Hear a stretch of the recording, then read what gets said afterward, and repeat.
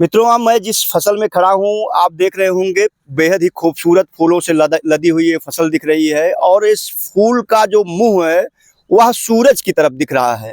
तो सहज आप समझ सकते हैं कि ये एक ऐसी फसल है जो फूल आने के बाद इसका जो फूल का मुंह होता है वो सूरज की तरफ अपने आप हो जाता है जब धूप निकलती है, सूरज निकलता है।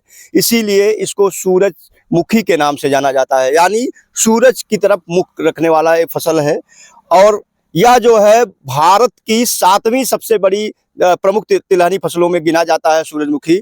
अगर सूरजमुखी के खेती की बात करें तो मूल रूप से ये अमेरिकी फसल है। अमेरिका में इसका ज़्यादातर खेती की जाती है। साल 1969 में पहली बार भारत में इसकी खेती उत्तराखंड के पंतनगर में की गई थी और आज अगर इसका देखा जाए भारत में तो लगभग 15 लाख हेक्टेयर क्षेत्र में इसकी खेती होती है। तो यानी हम कह सकते हैं कि बहुतायत मात्रा में इसकी खेती इस समय देश में हो रही है। और प्रमुख राज्यों की बात करें तो महाराष्ट्र, तमिलनाडु, कर्नाटका, उत्तर प्रदेश, मध्य प्रदेश, बिहार, हरियाणा, पंजाब ये प्रमुख राज्य है जहां पर सूरजमुखी की खेती होती है। सूरजमुखी एक ऐसी फसल है जिसमें कोलेस्ट्रॉल कम पाया जाता है, जिससे जो हृदय के रोगी होते हैं जिनको कोलेस्ट्रॉल या ट्राइग्लिसराइड की समस्या है, अधिक रहता है, उनके लिए भी इसका तेल काफ़ी फायदेमंद होता है। इसकी कम लागत में, कम देखभाल में इसकी खेती की जा सकती है और एक ऐसी तिलहनी फसल है जो साल में 3 बार उगाई जाती है, यानी जायद में भी, रबी में भी और खरीफ में भी। तो आज हमारे साथ मैं इस समय संत कबीर नगर में हूँ और संत कबीर नगर के NH-28 से सटा हुआ एक गांव है जिसे उमिली के नाम से जाना जाता है। और संत कबीर नगर के सबसे उत्कृष्ट और सबसे बड़े, सबसे प्रगतिशील किसानों की बात करें तो यहाँ पर सुरेंद्र पाठक उर्फ सुरेंद्र राय जी हैं, जो सब्जियों की खेती में, जो पारंपरिक खेती में, जो प्राकृतिक खेती में, जो जैविक खेती में, जो खेती में मशीनीकरण के लिए तमाम क्षेत्रों में जाने जाते हैं। और जितने भी जिले में सलाहकार कमेटियां बनी हुई हैं कृषि की या कृषि को बढ़ाने वाली, आय बढ़ाने वाली, उन सारी कमेटियों में आप प्रमुख रूप से मेंबर भी हैं। प्रशासन द्वारा, जिला प्रशासन द्वारा अगर कोई भी किसानों से जुड़ी मुद्दे होते हैं उनको प्रमुख रूप से उठाने और किसानों के हक और अधिकार की विवाद करने का काम करते हैं।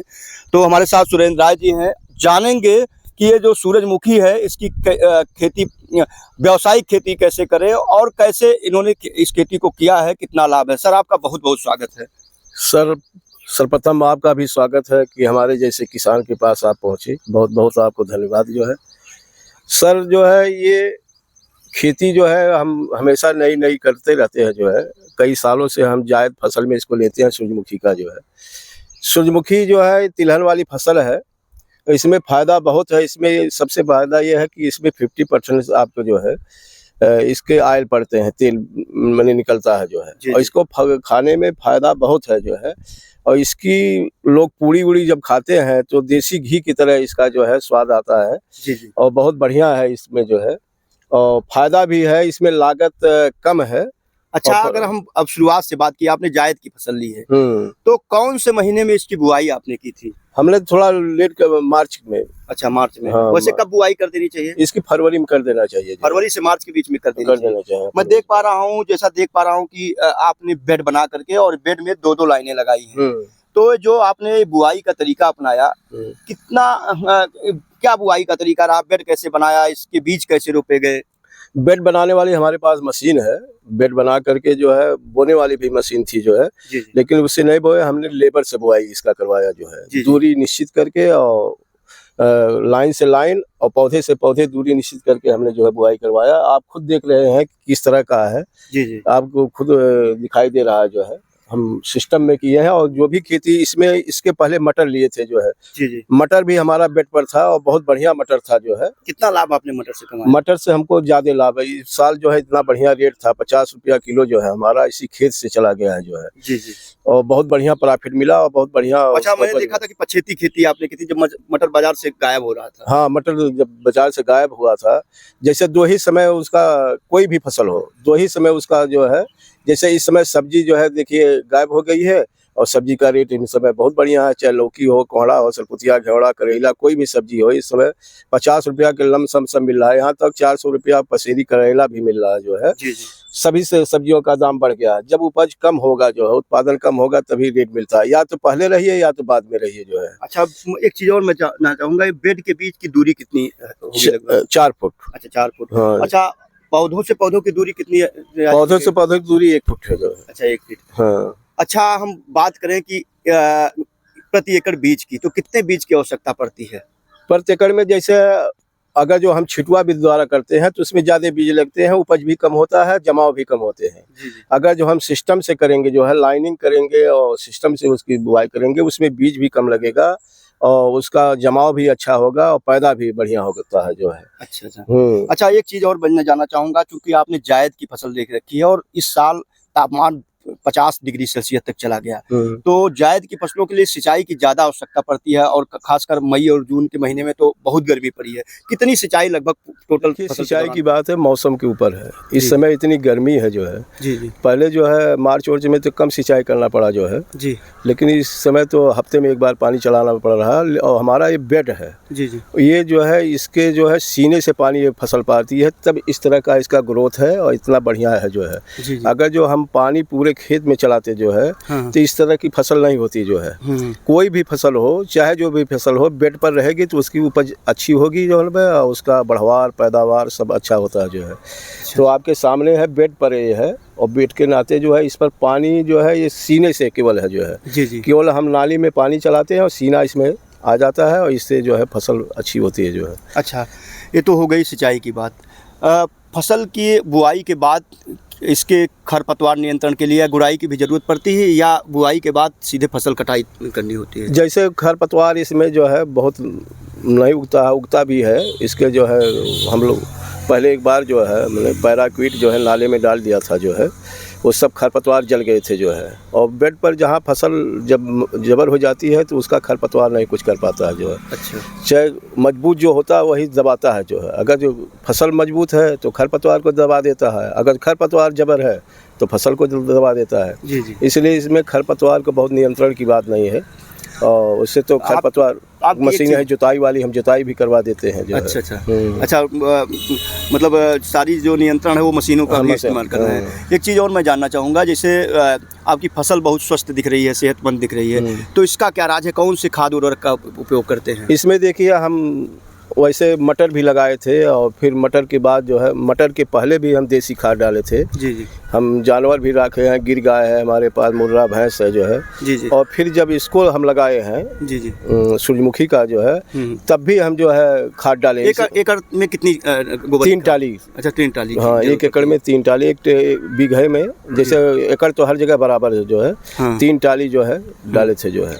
अच्छा, ये तो जी इसी का राज है जो है, उसी देसी खाद का जो है जी जी ये राज है कि फसल इस तरह का है। और दूसरा राज वही है जो बेड पर है जी जी, जो इसमें जो है जड़ में पानी नहीं लगता है जो है जी जी, केवल सीने से होता है जो है। इसमें सुंडी का प्रकोप देखा गया है। अगर कीड़ों की बात करें, वैसे तो आपके यहाँ मधुमक्खियाँ भिनभिना रही हैं। हाँ। और अगर यहाँ पर मधुमक्खी पालन किया जाता तो उससे अतिरिक्त लाभ लिया जा सकता था। नहीं था जो है, लेकिन विचार भी था जो है जी, लेकिन मौके पर कहीं जो बाग से उसका मिल नहीं पाया जी जी। नहीं तो हम खुद उस विचार में थे कि सूरजमुखी का जो है मधुमक्खी जो है जी, उसका हम निकालेंगे जो है।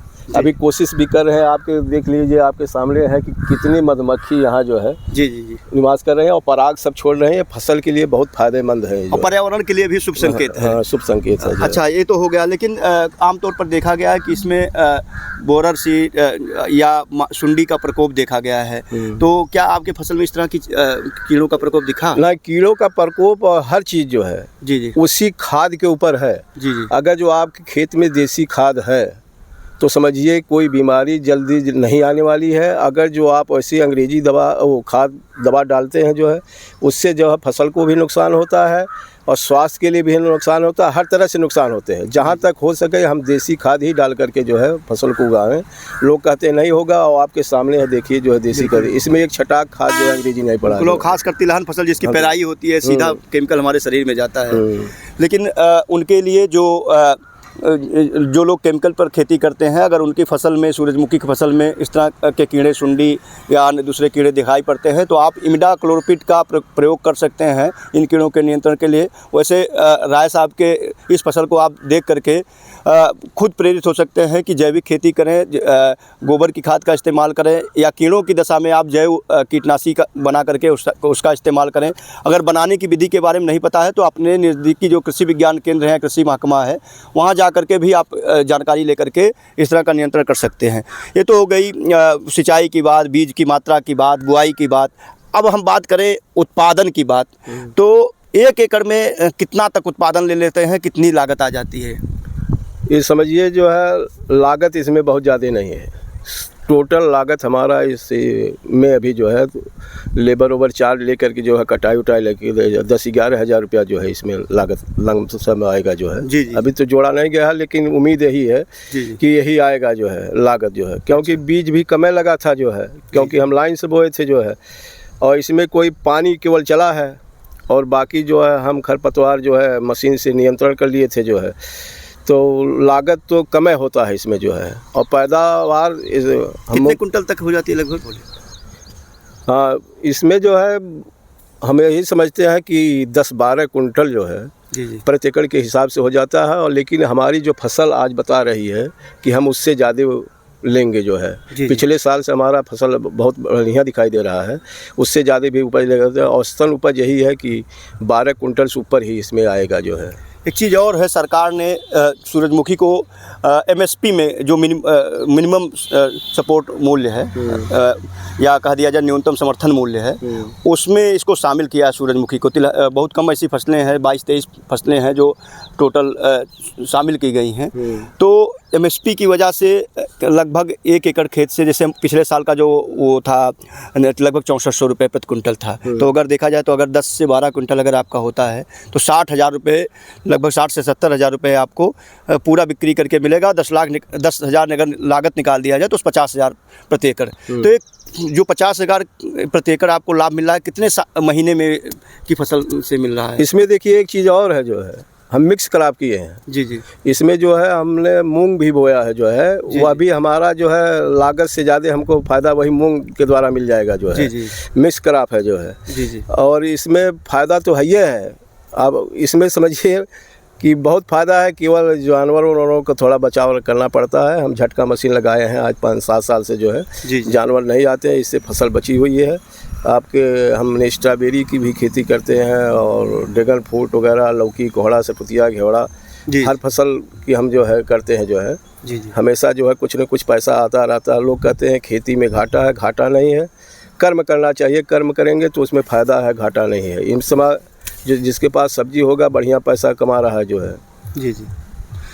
तो हमारे साथ सुरेंद्र राय जी थे, सुरेंद्र राय जी, सुरेंद्र पाठक जी, और मैं उमले गांव में था। ये संत कबीर नगर ज़िले के सीमा पर स्थित है, बस्ती और संत कबीर नगर की सीमा पर स्थित है। वैसे ये गांव संत कबीर नगर में पड़ता है, लेकिन राय साहब का जो एक्सपर्टीज़ है वो बस्ती और संत कबीर नगर सहित दूसरे ज़िलों में भी जो कृषि महकमा है वो उनको बुला करके उनके ज़रिए ट्रेनिंग दिलाने का काम करता है, प्रशिक्षण, उनके अनुभवों से किसानों की आय बढ़ाने का काम करता है। आज हम बात कर रहे थे सूरजमुखी की, और सूरजमुखी की व्यावसायिक खेती कैसे करें, कैसे व्यावसायिक खेती करके कम समय में ज़्यादा लाभ ले पाएँ। तो वीडियो कैसा लगा इसको ज़रूर बताइएगा, और यह भी बताइएगा कि अगर आप इस तरह की खेती करते हैं तो कौन सी तकनीकी अपनाते हैं, कितना उत्पादन मिलता है और कितना लाभ कमा पाते हैं। मैं राघवेंद्र विक्रम सिंह, कृषि वैज्ञानिक, कृषि प्रसार, कृषि विज्ञान केंद्र बगही, संत कबीर नगर से बोल रहा हूँ।